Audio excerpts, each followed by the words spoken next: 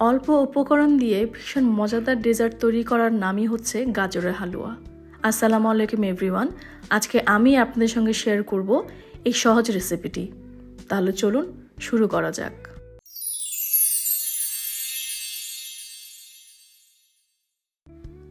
আমি এখানে প্রায় 1 কেজির মতো গাজর নিয়ে নিয়েছি এবং এগুলোকে আমি পিল অফ করে নিয়েছি এবং ভালোভাবে ধুয়ে নিয়েছি। আমি এখানে নিয়ে নিয়েছি একটা বোথ সাইড গ্রেটার এবং এই গ্রেটারটাকে দিয়ে আমি এখন সবগুলো গাজর খুব ভালোভাবে গ্রেট করে নিব। ভিডিওর এই পর্যায়ে আপনাদের কাছে একটা অনুরোধ, যদি আমার ভিডিওগুলো আপনাদের কাছে ভালো লেগে থাকে তাহলে আমার চ্যানেলটা অবশ্যই সাবস্ক্রাইব করবেন। তো আমি এরকম ছোট ছোট করে গ্রেট করে নিব এবং ছোট করে গ্রেট করার চেষ্টাই করবেন, এতে করে সেদ্ধ হতে সময় কম লাগবে। তো এখানে আমার সবগুলো গ্রেট করা হয়ে গেছে। এখন আমরা চলে যাব পরবর্তী স্টেপে। তো এখন আমি চুলায় একটা প্যান বসিয়ে নিলাম এবং এর মধ্যে এখন দিয়ে দিচ্ছি আমি ঘি। আপনারা অবশ্যই কিন্তু ঘিটাই ইউজ করবেন। এর মধ্যে দিয়ে দিচ্ছি আমি 3টা এলাচ এবং এলাচগুলোকে একটু ভেজে নিয়ে এর মধ্যে আমি দিয়ে দিচ্ছি এখন গ্রেট করা গাজরগুলো। আর এই গাজরগুলোকে আমি এই ঘিয়ের মধ্যে একটু ভালোভাবে ভেজে নিব, যাতে করে ঘি এবং এই এলাচের যে ফ্লেভারটা আছে এটা খুব ভালোভাবে মিশে যেতে পারে গাজরের সঙ্গে। ভাজতে ভাজতে এক পর্যায়ে দেখবেন গাজরটা অনেকটাই নরম হয়ে এসেছে। আর সেই পর্যায়ে কিন্তু আমরা এর মধ্যে দিয়ে দিব দুধ।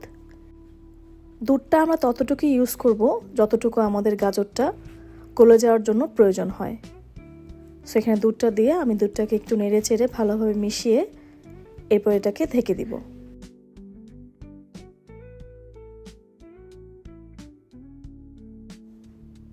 দশ মিনিট পর আমি ঢাকনাটা খুলে নিলাম এবং এখন এর মধ্যে আমি দিয়ে দিচ্ছি কনডেন্সড মিল্ক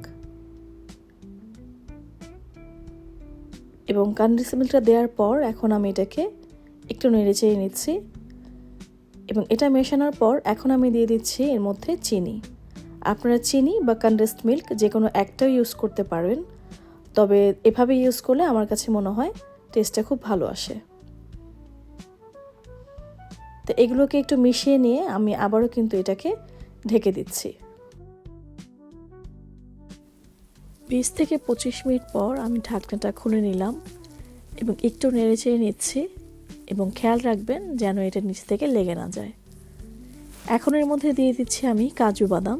আপনারা কাজু বা পেস্তা যে কোনো বাদামকেই এবার ফাইনলি চপড করে তারপর এর মধ্যে ইউজ করবেন। তো বাদামগুলোকে দিয়ে আমি আবারও নেড়ে চেড়ে নিয়ে এখন এটাকে ঢেকে দিচ্ছি। তো আমি একবারে ঢাকনাটা তখন খুলছি যখন এই গাজরটাও নরম হয়ে এসেছে এবং দুধটাও কিন্তু টেনে এসেছে। এখন এর মধ্যে আমি দিয়ে দিচ্ছি গুঁড়ো দুধ।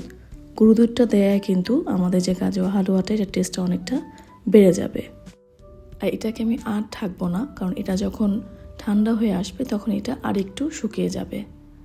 তো এই তো তৈরি হয়ে গেল আমাদের খুবই মজাদার এবং খুবই অল্প সময়ে এই গাজরের হালুয়াটা।